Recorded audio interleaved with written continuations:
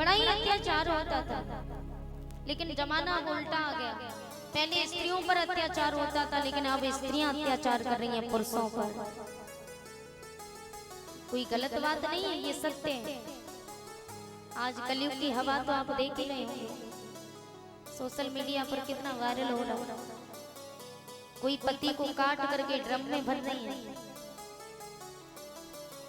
और कोई दामाद के साथ भाग रही है, कोई फ्रीज में काट करके भर रही है पति के मांस को।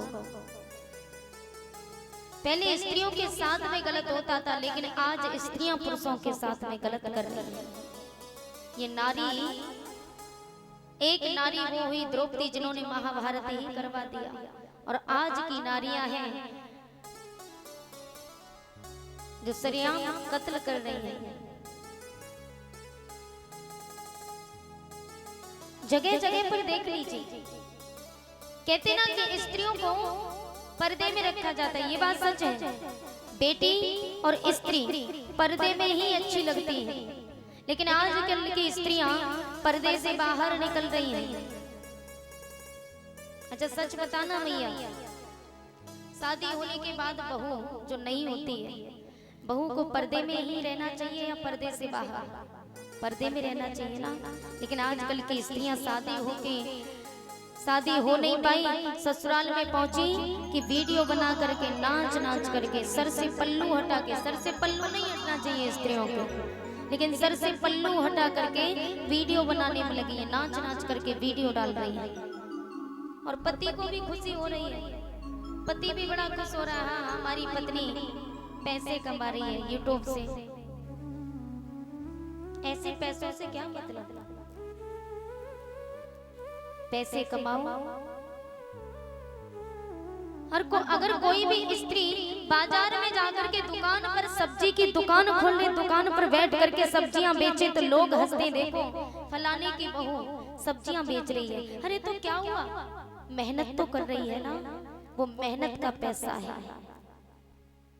लेकिन कुछ लोग हराम का पैसा लाते हैं, उस पैसे पर लोग टोकते नहीं, रोकते नहीं। लेकिन पहले सत्ययुग त्रेता द्वापर में स्त्रियों को सताया जाता था, तब स्त्रियों की पुकार उठती थी। और आज भी बहुत ही अत्याचार होता है। जो होती हैं वो होती हैं, गलत कदम उठाने वाली होती हैं, उन्हें कोई रोक नहीं पाता। लेकिन जो वास्तविक संस्कारी बहू, संस्कारी बेटी बन करके रहती है, आजकल उन पर भी अत्याचार होता है। तब स्त्रियां चीखती हैं, कहती मैं स्त्री हूं, मैं नारी हूं, मैं कली, मैं फुलवारी हूं, मैं श्रीमद् भागवत गीता हूं, मैं द्रौपदी, मैं सीता हूं। लेकिन पुरुषों की इस दुनिया ने ऐसी नियति दिखलाई, कभी जुए में हार गए तो कभी अग्नि परीक्षा दिलवाई। कलयुग हो या सतयुग हो, इल्जाम मुझी पर आता है, और क्यों घनी अंधेरी सड़कों पर चलने में मन घबराता है। इतना अत्याचार बेटियों पर होता था। बेटियां अगर बाहर जा रही हैं, ये दुनिया बड़ी विचित्र है प्यारे। कभी स्त्रियां गलत करती हैं पुरुषों के साथ, तो कभी पुरुष बेटियों के साथ गलत कर बैठते हैं। समझाया जाए तो किसको? सच बात तो ये कि पहले अपने आप को सुधारो, तभी समाज सुधर सकता है। यदि आप अपने आप को नहीं सुधारोगे तो संसार में सब अच्छे लोग भी गलत दिखाई देने लगेंगे आपको। कानपुर में घटना हुई थी, एक बेटी थी डॉक्टर, वो भी हो गई कम से कम 5-6 साल। उसके साथ अत्याचार हुआ था, उसके साथ अत्याचार करके उसको तो जिंदा जला दिया सड़क पे। ये पुरुष अगर रात्रि के समय कहीं भी जाएं, निसंकोच होते हुए चले जाते, लेकिन स्त्रियां अगर अपने खेत पर भी जाएं तो बार बार पीछे पलट करके देखती हैं कि कहीं मेरा कोई पीछा तो नहीं कर रहा, डर लगता है। कलयुग हो या सतयुग हो, इल्जाम मुझ ही पर आता है। और क्यों घनी अंधेरी सड़कों पर चलने में मन घबराता है। मैं डरती हूँ, मैं मरती हूँ, जब सफर अकेले करती हूँ। डर का साम्राज्य बढ़ता है, जैसे कोई साया पीछा करता है। मेरी मुट्ठी बंद हो जाती है, दिल की धड़कन बढ़ जाती है तरल पसीना माथे पर, दिल में मेरे घबराहट है। जाने ये किसका साया है, जाने ये किसकी आहट है। और अंधेरों में उन हाथों ने मुझको बाहों में भींच लिया। एक ने मुंह पर हाथ रखा तो एक ने आंचल खींच लिया। नारी के सम्मान को मिलकर तार तार सा कर डाला, मर्यादा के आंचल को फिर जार जार सा कर डाला। और वो बेटी कहती है कि मारा है मुझको, पीटा है, बालों से मुझे घसीटा है, फिर उन बर्बरता की सारी सीमाओं को तोड़ दिया। उन घनी अंधेरी सड़कों पर फिर मुझे बिलखता छोड़ दिया। सन्नाटे में चीख रही थी, खून से लथपथ बोकाया। सबने तस्वीरें खींची पर कोई मदद को आगे न आया। आजकल लोग वही तो करते, कोई मदद करता है किसी की? नहीं करता। वो चीख रही थी, कोई मदद करो, कोई मदद करो। वो चीख भी मुझसे रूठ गई और होश में आई तो इस समाज की बातें सुनकर टूट गई। और जानते हो ये समाज क्या कहता है? समाज कहता है कि परिवार की बदनामी होगी, सब यही मुझे समझाते हैं। ये नई उम्र के लड़के हैं, थोड़ा सा बहक ही जाते हैं। अरे भूल जाओ जो हुआ, ये लड़के बच ही जाएंगे। तुम लड़की हो, दुनिया वाले तुम पर ही प्रश्न उठाएंगे, ये समाज कहता है। और समाज कहता है क्यों निकली अकेली रात में? जब लड़की के साथ गलत होता है ना, तो यही समाज उस बेटी से पूछता है कि क्यों निकली अकेली रात में? क्या कोई नहीं था साथ में? क्या मेकअप था, क्या गहने थे, या छोटे कपड़े पहने थे? वो चीख करके कहती है, इन प्रश्नों की भूल भुलैया में सच्चाई कहीं खो जाती है। और भूल जाओ सब कहने वालों, क्या तुम्हें शर्म नहीं आती है? वो बेटी कहती है कि कैसे भूलूं उन रातों को, मुझको छूते उन हाथों को, उन सारी तकलीफों को कैसे भूलूं उन चीखों को। अरे मेरे शरीर की चोट तो कुछ ही दिन में भर जाएगी, लेकिन मन की पीड़ा सारी उम्र साथ रह जाएगी। एक बात याद रखना, याद रखो ये आखिरी गलती आपकी भी हो सकती है। और कल सड़क पर बेशक बहन या बेटी आपकी भी हो सकती है। कोई पता कब किसके साथ क्या हो जाए। इस दर्द से बढ़कर, एहसास से बढ़कर और पीड़ा से बढ़कर कोई दर्द नहीं हो सकता है। और जो नारी का अपमान करे वो मर्द नहीं हो सकता है। इसलिए प्यारे, आओ प्रण लो मेरे साथ और ये आह्वान करो, नारी के सम्मान को, अपनी मर्यादा को समझो, नारी का सम्मान करो। बहुत ही अत्याचार होता है बेटियों के साथ। वो बेटी भगवान से रो रो करके कहती है कि हे प्रभु, इस संसार में यदि कोई सबसे ज्यादा दुखी है ना, तो एक वो गाय माता और एक बेटी सबसे ज्यादा दुखी और गरीब। बेटियों को जिस खूंटे पर बांध दिया, जैसे गाय को बांध देते भूखा प्यासा, वो बोलती नहीं है कि हमें पानी दो, प्यास लगी है, भूख लगी है, चारा दो, कभी नहीं पूछती, कभी कहती भी नहीं। इसी प्रकार गाय की भांति बेटियां होती हैं। बेटियां कभी बाबुल राजा से अगर बेटी सी होगी तो कभी ये नहीं कहेगी अपने पिता से कि पिताजी मेरे लिए कैसा वर ढूंढा, ठीक तो है ना। वो यही सोचती है कि मेरे बाप ने देखा है ना तो अच्छा ही होगा।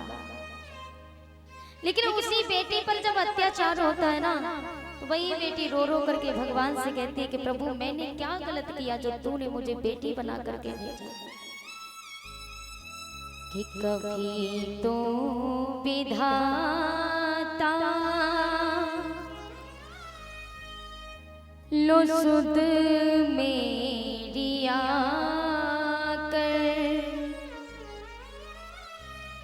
सजा मुझको क्यों दी, बेटी बनाकर कभी तो विधाता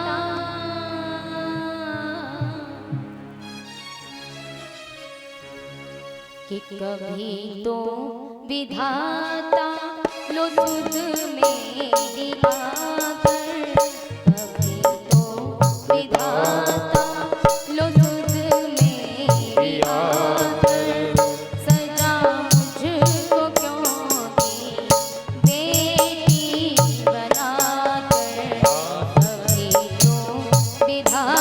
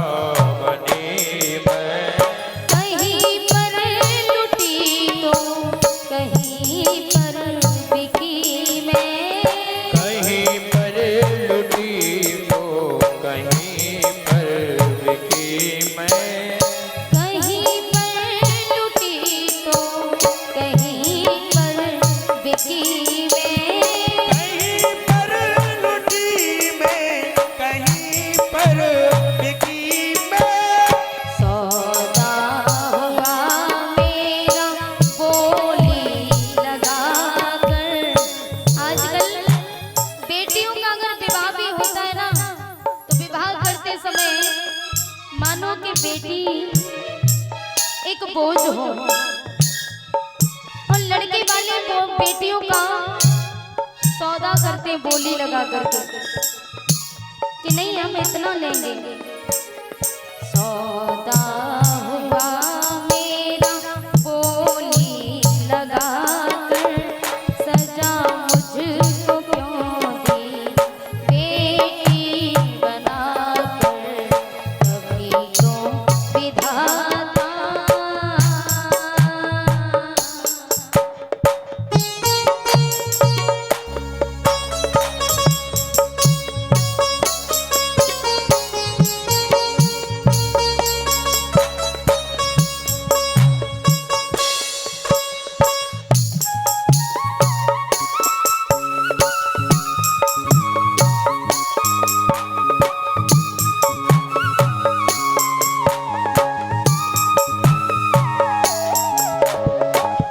बेटी कहती कि हे प्रभु,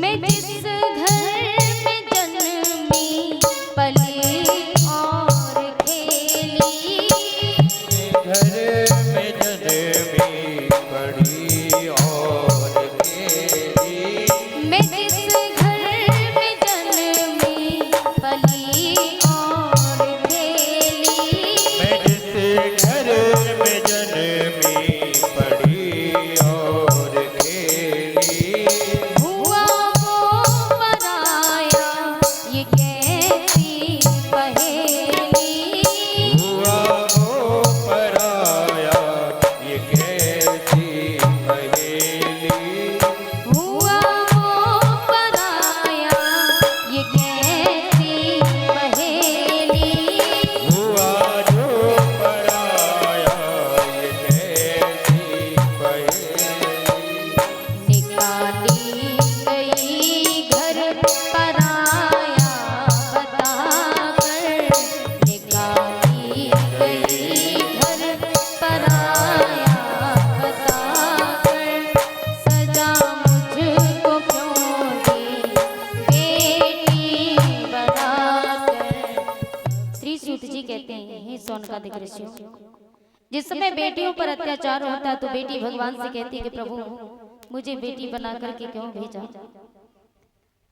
उस समय भगवान बेटियों से कहते हैं कि हे बेटी, तुझे बना करके मैंने गलती नहीं की।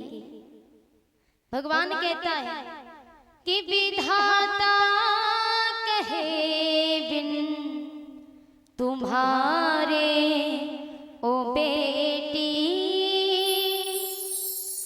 न मैं होता और ना ये दुनिया ही होती, तेरा कर्ज है बेटी सारे जहां पर, सजा मुझको क्यों दी बेटी बनाकर, तभी तो विधाता। आज बेटियों पर ये अत्याचार होता है और वही अत्याचार आज द्रौपदी के साथ में हुआ। पांचों पांडव द्रौपदी को दांव पर लगा देते, जुए में हार जाते। दुर्योधन खड़े होकर के जोर जोर से हंसने लगा और दुशासन को आदेश दिया कि जाओ जाकर के पांचाली के केसों को पकड़ करके घसीटते हुए लेकर के आओ, भरी सभा में निर्वस्त्र करके हमारी जंगह पर बैठाओ। आज दुशासन दौड़ा दौड़ा गया और जाकर के द्रौपदी को पकड़ करके खींचता हुआ लेकर के आया दुशासन। और जब द्रौपदी को खींचता हुआ लेकर के भरी सभा में आया तो द्रौपदी अपने पतियों के पास में हाथ जोड़ करके खड़ी है, पिया आज तुम्हारी इकलौती पत्नी की लाज लुटी जा रही है, लाज बचा लो। अरे जिसके आगे ये सारा संसार, सारी दुनिया सर झुका करके चलती थी, सर झुकाते थे, आज वही दुनिया के सामने सर झुका करके बैठे हैं। कितनी लज्जा की बात है। भीष्म पितामह के पास में पहुंची, पितामह मैं तो आपकी पुत्र वधू हूं ना। यदि आप मेरी लाज नहीं बचाओगे तो कौन बचाएगा? भीष्म पितामह ने भी नहीं सुना। गुरु द्रोणाचार्य के पास में, सबके पास में गई, लेकिन आज किसी ने एक शब्द नहीं सुना। किसी ने द्रौपदी की लाज नहीं बचाई। तो अंत में द्रौपदी भगवान श्री कृष्ण से कहती है, प्रभु अब तो बस तेरा ही सहारा। और भगवान श्याम सुंदर को पुकारते हैं। द्रौपदी कहती है, कन्हैया कि कहाँ जा छुपे हो प्यारे कन्हैया, कहाँ जा छुपे हो प्यारे कन्हैया, यहाँ लाज मेरी लुटी जा रही है। कहाँ जा छुपे हो प्यारे कन्हैया, कहाँ जा छुपे हो प्यारे कन्हैया, यहाँ लाज मेरी लुटी जा रही है। जुए में पति मेरे हारे बाजी, जुए में पति मेरे हारे बाजी, सभा बीच ताड़ी खिंची जा रही है। कहाँ जा छुपे हो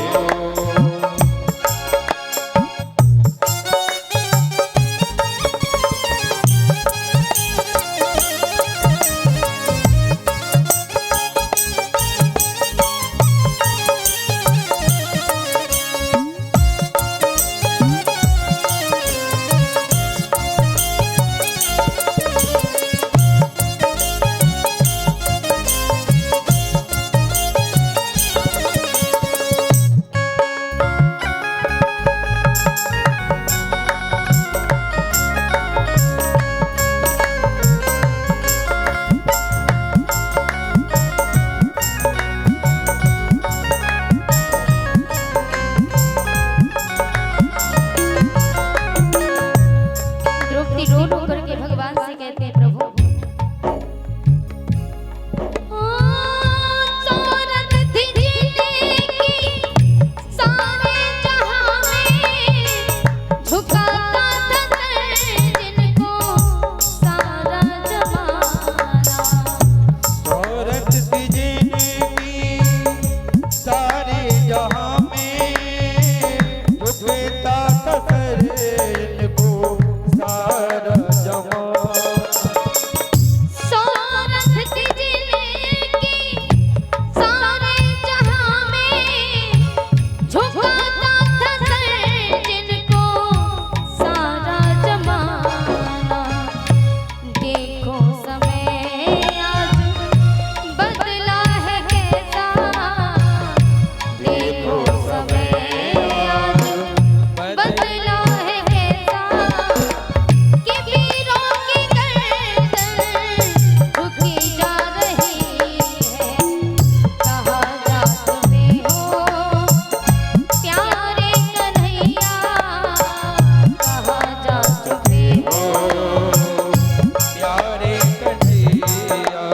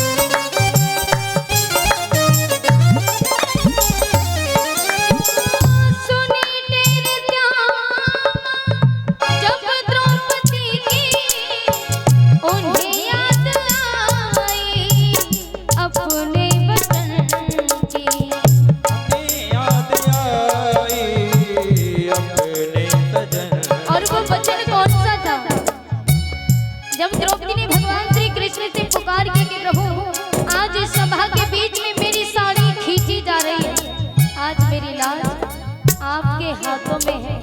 यदि आपने मेरी लाज नहीं बचाई तो मेरी लाज तार तार सी हो जाएगी। हे श्याम, हे कन्हैया। तो भगवान श्याम सुंदर ने देर नहीं की। भगवान देर नहीं करते। भगवान को अपने वचन की याद आ गई। और वो कौन सा वचन था?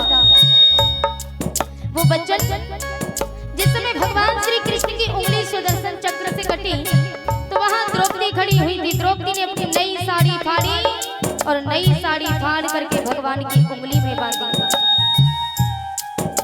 भगवान ने कहा आज उसी का बदला चुकाने का समय आ गया।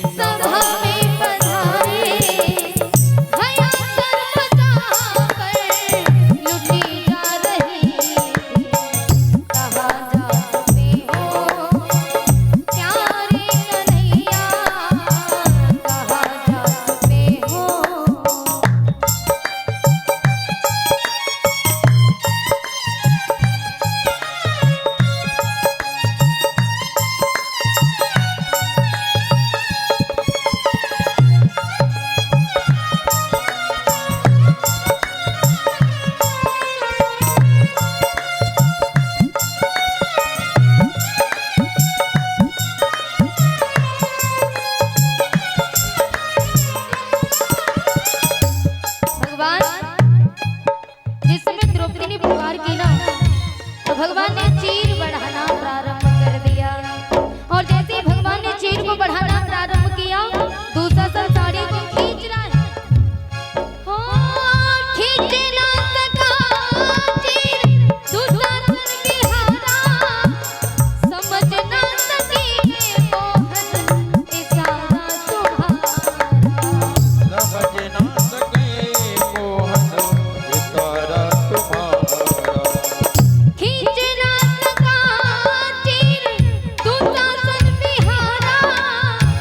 समझ ना सके मोहन इशारा तुम्हारा।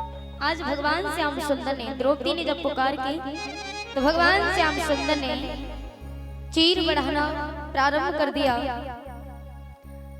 द्रौपदी की भगवान श्याम सुंदर ने लाज बचाई।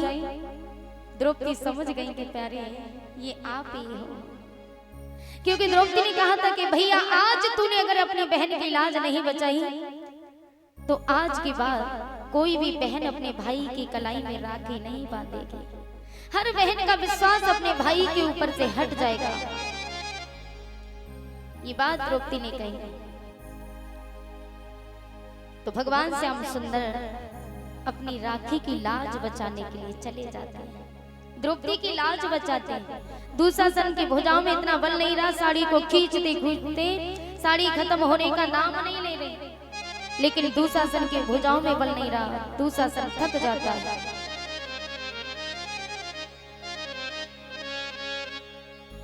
ये अत्याचार तभी बंद होगा जब आप अपने अंदर राम को ढूंढोगे।